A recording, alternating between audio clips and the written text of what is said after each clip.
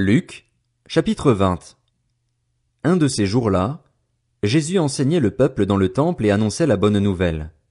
Les chefs des prêtres et les spécialistes de la loi, avec les anciens, survinrent alors et lui dirent: Dis-nous par quelle autorité tu fais ces choses, ou qui t'a donné cette autorité? Il leur répondit: Je vous poserai moi aussi une question. Dites-moi, le baptême de Jean venait-il du ciel ou des hommes? Mais ils raisonnèrent ainsi entre eux: Si nous répondons du ciel, il dira: Pourquoi n'avez-vous pas cru en lui? Et si nous répondons des hommes, tout le peuple nous lapidera, car il est persuadé que Jean était un prophète. Alors ils répondirent qu'ils ne savaient pas d'où il venait. Jésus leur dit: Moi non plus, je ne vous dirai pas par quelle autorité je fais ces choses. Il se mit ensuite à dire cette parabole au peuple. Un homme planta une vigne. La loua a des vignerons et quitta pour longtemps le pays. Le moment venu, il envoya un serviteur vers les vignerons pour qu'il lui donne sa part de récolte de la vigne. Mais les vignerons le battirent et le renvoyèrent les mains vides. Il envoya encore un autre serviteur. Ils le battirent lui aussi, l'insultèrent et le renvoyèrent les mains vides. Il en envoya encore un troisième, mais ils le blessèrent aussi et le chassèrent. Le maître de la vigne se dit alors: Que faire? J'enverrai mon fils bien-aimé. Peut-être en le voyant auront-ils du respect pour lui. Mais quand les vignerons le virent, ils raisonnèrent entre eux et dirent: Voilà l'héritier. Tuons-le, afin que l'héritage soit à nous. Ils le jetèrent hors de la vigne et le tuèrent. Maintenant, que leur fera donc le maître de la vigne? Il viendra, fera mourir ses vignerons et donnera la vigne à d'autres. En entendant cela, ils dirent: Certainement pas. Mais Jésus jeta les regards sur eux et dit: Que signifie donc ce qui est écrit? La pierre qu'ont rejetée ceux qui construisaient est devenue la pierre angulaire. Toute personne qui tombera sur cette pierre s'y brisera, et celui sur qui elle tombera sera écrasé. Les chefs des prêtres et les spécialistes de la loi cherchèrent à l'arrêter au moment même, mais ils redoutaient les réactions du peuple. Ils avaient compris que c'était pour eux que Jésus avait dit cette parabole. Ils se mirent à observer Jésus, et ils envoyèrent des hommes qui faisaient semblant d'être des justes pour le prendre au piège de ses propres paroles, afin de le livrer au pouvoir et à l'autorité du gouverneur. Ils lui posèrent cette question: Maître, nous savons que tu parles et enseignes avec droiture et que tu ne tiens pas compte de l'apparence, mais que tu enseignes le chemin de Dieu en toute vérité. Nous est-il permis, ou non, de payer l'impôt à l'empereur? Jésus discerna leur ruse et leur répondit: Pourquoi me tendez-vous un piège? Montrez-moi une pièce de monnaie. De qui porte-t-elle l'effigie et l'inscription? De l'empereur, répondirent-ils. Alors il leur dit: Rendez donc à l'empereur ce qui est à l'empereur et à Dieu ce qui est à Dieu. Ils ne purent pas le prendre en défaut dans ce qu'il disait devant le peuple. Étonnés de sa réponse, ils gardèrent le silence. Quelques-uns des Sadducéens, qui disent qu'il n'y a pas de résurrection, s'approchèrent et posèrent à Jésus cette question: Maître, voici ce que Moïse nous a prescrit. Si un homme marié meurt sans avoir d'enfant, son frère épousera la veuve et donnera une descendance à son frère. Or, il y avait 7 frères. Le premier s'est marié et est mort sans enfant. Le deuxième a épousé la veuve et est mort sans enfant. Puis le troisième l'a épousée. Il en est allé de même pour les 7. Ils sont morts sans laisser d'enfant. Enfin, la femme est morte aussi. À la résurrection, duquel d'entre eux sera-t-elle donc la femme? En effet, les 7 l'ont eue pour épouse. Jésus leur répondit: Les hommes et les femmes de ce monde se marient, mais celles et ceux qui seront jugés dignes de prendre part au monde à venir et à la résurrection ne se marieront pas. Ils ne pourront pas non plus mourir, car ils seront semblables aux anges, et ils seront enfants de Dieu en tant qu'enfants de la résurrection. Que les morts ressuscitent, c'est ce que Moïse a indiqué dans l'épisode du buisson, quand il appelle le Seigneur le Dieu d'Abraham, le Dieu d'Isaac et le Dieu de Jacob. Or Dieu n'est pas le Dieu des morts, mais des vivants, car tous sont vivants pour lui. Quelques spécialistes de la loi prirent la parole et dirent: Maître, tu as bien parlé. Et ils n'osaient plus lui poser aucune question. Alors Jésus leur dit: Comment peut-on dire que le Messie est le fils de David? David lui-même dit en effet dans le livre des psaumes: Le Seigneur a dit à mon Seigneur: Assieds-toi à ma droite jusqu'à ce que j'aie fait de tes ennemis ton marchepied. David l'appelle donc Seigneur. Comment peut-il être son fils? Tandis que tout le peuple l'écoutait, il dit à ses disciples, « Méfiez-vous des spécialistes de la loi qui aiment se promener en longue robe et être salués sur les places publiques. Ils recherchent les sièges d'honneur dans les synagogues et les meilleures places dans les festins. Ils dépouillent les veuves de leurs biens tout en faisant pour l'apparence de longues prières. Ils seront jugés plus sévèrement. » Luc, chapitre 21. Jésus leva les yeux et vit les riches qui mettaient leurs offrandes dans le tronc. Il vit aussi une pauvre veuve qui y mettait 2 petites pièces. Alors il dit, « Je vous le dis en vérité, cette pauvre veuve a mis plus que tous les autres, car eux tous ont pris de leur superflu pour mettre des offrandes à Dieu dans le tronc, mais elle a mis de son nécessaire, tout ce qu'elle avait pour vivre. » Comme quelques-uns parlaient du temple, qui était orné de belles pierres et d'objets apportés en offrande, Jésus dit, « Les jours viendront où il ne restera pas pierre sur pierre de ce que vous voyez, tout sera détruit. » Ils lui demandèrent, « Maître, quand donc cela arrivera-t-il et à quel signe reconnaîtra-t-on que ces événements vont se produire ?» Jésus répondit, « Faites bien attention à ne pas vous laisser égarer. En effet, beaucoup viendront sous mon nom en disant, « C'est moi !» et « Le moment est arrivé !» Ne les suivez donc pas. Quand vous entendrez parler de guerre et de soulèvement, ne vous laissez pas effrayer, car il faut que ces choses arrivent d'abord. Cependant, ce ne sera pas encore la fin. Puis il leur dit, une nation se dressera contre une nation et un royaume contre un royaume. Il y aura de grands tremblements de terre en divers endroits, ainsi que des pestes et des famines. Il y aura des phénomènes terrifiants et de grands signes dans le ciel. Mais, avant tout cela, on mettra la main sur vous et l'on vous persécutera, on vous livrera aux synagogues, on vous jettera en prison, on vous traînera devant des rois et devant des gouverneurs à cause de mon nom. Cela vous donnera une occasion de témoignage. Mettez-vous donc dans l'esprit de ne pas préparer votre défense, car je vous donnerai des paroles et une sagesse telle qu'aucun de vos adversaires ne pourra s'y opposer ni les contredire. Vous serez trahis même par vos parents, par vos frères, par vos proches et par vos amis, et l'on fera mourir plusieurs d'entre vous. Vous serez détestés de tous à cause de mon nom, mais pas un seul cheveu de votre tête ne sera perdu. Par votre persévérance vous sauverez votre âme.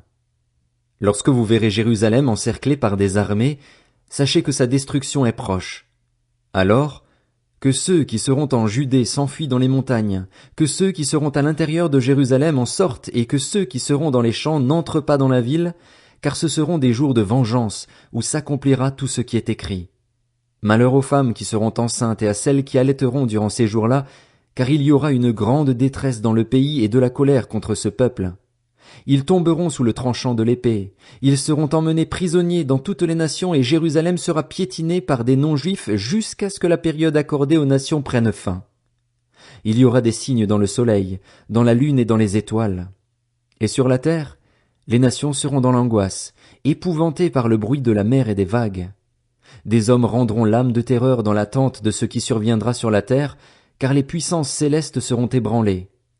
Alors on verra le Fils de l'homme venir sur une nuée avec beaucoup de puissance et de gloire. Quand ces événements commenceront à se produire, redressez-vous et relevez la tête, parce que votre délivrance est proche. Puis il leur dit une parabole. Regardez le figuier et tous les autres arbres. Dès qu'ils bourgeonnent, vous savez de vous-même que déjà l'été est proche. De même, quand vous verrez ces choses arriver, sachez que le royaume de Dieu est proche. Je vous le dis en vérité, cette génération ne passera pas avant que tout cela n'arrive. Le ciel et la terre disparaîtront, mais mes paroles ne disparaîtront pas. Faites bien attention à vous-même, de peur que votre cœur ne devienne insensible, au milieu des excès du manger et du boire et des soucis de la vie, et que ce jour ne fonde sur vous à l'improviste. En effet, il s'abattra comme un piège sur tous les habitants de la terre. Restez donc en éveil, priez en tout temps, afin d'avoir la force d'échapper à tous ces événements à venir et de vous présenter debout devant le Fils de l'homme. Pendant la journée, Jésus enseignait dans le temple, et il allait passer la nuit à la colline appelée Mont des Oliviers. Tout le peuple se rendait dès le matin vers lui dans le temple pour l'écouter. Luc, chapitre 22. La fête des pains sans levain, appelée la Pâque, approchait. Les chefs des prêtres et les spécialistes de la loi cherchaient les moyens de faire mourir Jésus, car ils redoutaient les réactions du peuple. Or Satan entra dans Judas, surnommé l'Iscariote, qui faisait partie des 12, et Judas alla s'entendre avec les chefs des prêtres et les chefs des gardes sur la manière de le leur livrer. Ils s'en réjouirent et convinrent de lui donner de l'argent. Judas accepta et se mit à chercher une occasion favorable pour leur livrer Jésus à l'insu de la foule. Le jour des pains sans levain où l'on devait sacrifier l'agneau pascal arriva. Jésus envoya Pierre et Jean en leur disant « Allez nous préparer la Pâque, afin que nous la mangions. » Ils lui dirent « Où veux-tu que nous la préparions ?» Il leur répondit « Quand vous serez entrés dans la ville, vous rencontrerez un homme qui porte une cruche d'eau. Suivez-le dans la maison où il entrera et dites au propriétaire de la maison « Le maître te demande « Où est la salle où je mangerai la Pâque avec mes disciples ?» Alors il vous montrera une grande pièce aménagée à l'étage. C'est là que vous préparerez la Pâque. Ils partirent et trouvèrent tout comme il le leur avait dit, et ils préparèrent la Pâque. Quand l'heure fut venue, il se mit à table avec les 12 apôtres. Il leur dit, « J'ai vivement désiré manger cette Pâque avec vous avant de souffrir, car, je vous le dis, je ne la mangerai plus jusqu'à ce qu'elle soit accomplie dans le royaume de Dieu. » Puis il prit une coupe, remercia Dieu et dit, « Prenez cette coupe et partagez-la entre vous, car, je vous le dis, désormais je ne boirai plus du fruit de la vigne jusqu'à ce que le royaume de Dieu soit venu. » Ensuite il prit du pain et, après avoir remercié Dieu, il le rompit et le leur donna en disant, « Ceci est mon corps qui est donné pour vous. Faites ceci en souvenir de moi. » Après le souper il prit de même la coupe et la leur donna en disant, « Cette coupe est la nouvelle alliance en mon sang qui est versée pour vous. Cependant celui qui me trahit est avec moi à cette table. Le Fils de l'homme s'en va conformément à ce qui a été fixé, mais malheur à l'homme par qui il les trahit. » Ils commencèrent à se demander les uns aux autres lequel d'entre eux ferait cela. Il y eut aussi une rivalité entre les disciples pour déterminer qui devait être considéré comme le plus grand parmi eux. Jésus leur dit, « Les rois des nations dominent sur leur peuple et ceux qui exercent le pouvoir se font appeler bienfaiteurs. Que cela ne soit pas votre cas, mais que le plus grand parmi vous soit comme le plus jeune, et celui qui commande comme celui qui sert. En effet, qui est le plus grand? Celui qui est à table ou celui qui sert? N'est-ce pas celui qui est à table? Et moi, cependant, je suis au milieu de vous comme celui qui sert. Vous, vous êtes ceux qui avez persévéré avec moi dans mes épreuves. C'est pourquoi je dispose du royaume en votre faveur, comme mon Père en a disposé en ma faveur. Ainsi, vous mangerez et boirez à ma table dans mon royaume et vous serez assis sur des trônes pour juger les 12 tribus d'Israël. » Le Seigneur dit, « Simon, Simon, Satan vous a réclamé pour vous passer au crible comme le blé. Mais moi, j'ai prié pour toi, afin que ta foi ne disparaisse pas.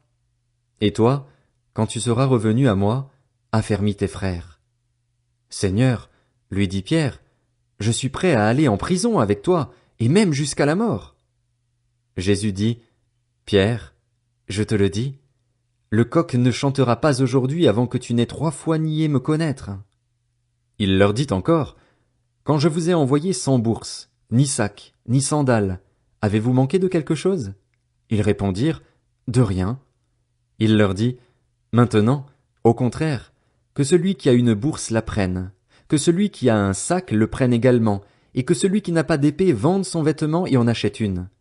En effet, je vous le dis, il faut que s'accomplisse encore dans ma personne ce texte de l'Écriture, il a été compté parmi les criminels.